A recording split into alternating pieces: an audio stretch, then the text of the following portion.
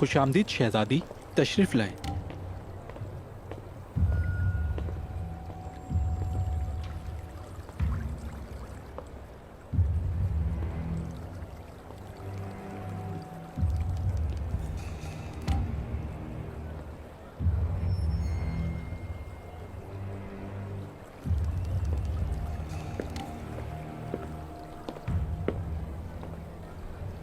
शहजादी,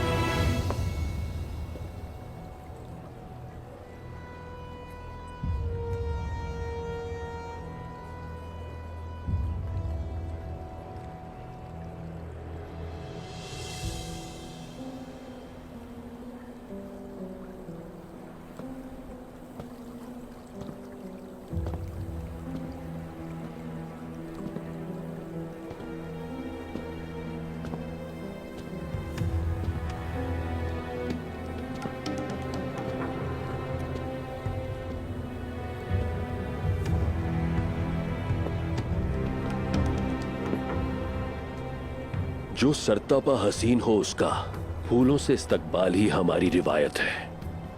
मेरी हवेली में खुशामदीद।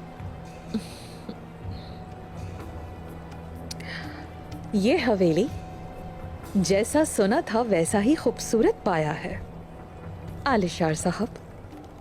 ये एक हवेली हुआ करती थी, लेकिन जब से आपने इसमें कदम रखा है तो ये महल बन गई है। आपके कदमों में गुलाब बिछाए गए, इसलिए कि आप में और गुलाब में कोई फर्क नहीं है। तशरीफ लाइए।